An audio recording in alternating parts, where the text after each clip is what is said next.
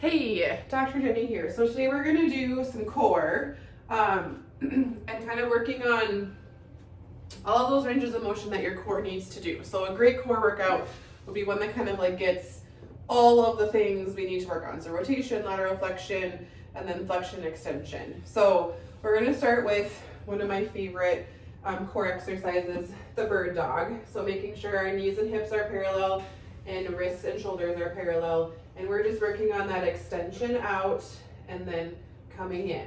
So you can plant that knee if you want, or you can keep that knee floating and you can tap that hand to add that little crunch in the middle and then back down. And then kick it out. Good. And back down. And then we're gonna switch sides. We're gonna kick it out and then pull it in. Either plant it or tap it, kick it out and back in. Kick it out, good, and back in. Kick it out and back in. One more. Kick it out and back in. Good. And then from here, we're gonna flip over on our backs and do a similar movement, but going on your back. So then we're reaching out and in, switching sides, out and in. Really working on that cross body. You can add a weight if you want, or lighter weights and have one in each hand, or you can do one weight heavier in both hands and do a out and then come up and then kick it out and kick it out. But I like the cross body, especially if you're pregnant or postpartum, so you're really getting those abs to engage. Out and in.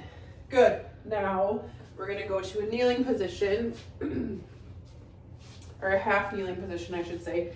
And so we're gonna add a weight here. We're gonna add a little bit of now rotation. So our leg is half kneeling. We're gonna do some wood chops. So pulling it up and back down, up and back down. Nice big exhale and down. Good. You're obviously controlling how much weight you're grabbing. I like you to challenge yourself a bit. Exhale and down. The heavier the weight, the more challenging it will be on those lower core muscles. And down, up and down, up and down. Also standing and doing this will be another way to challenge your core. Good. And down.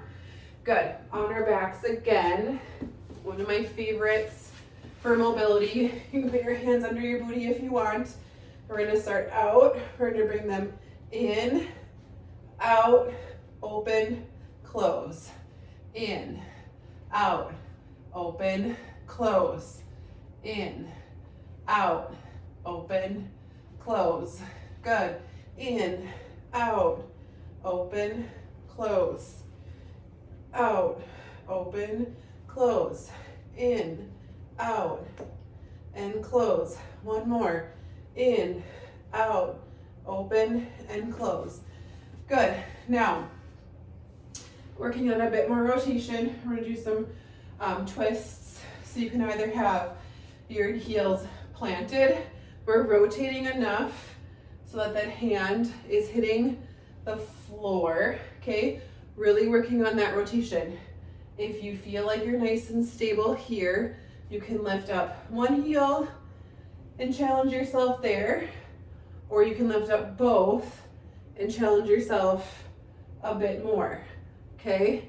Rotating all the way back and forth. So those are a great starting point. Like I said, a good core workout, especially looking at healing your core or building good core strength, is going to be working on all of those ranges of motion that your pelvis and lower back do to help add that stability in more of a functional manner, because that's really what it's all about when it comes to your core, right? We want it to work with us in our daily life, not have pain.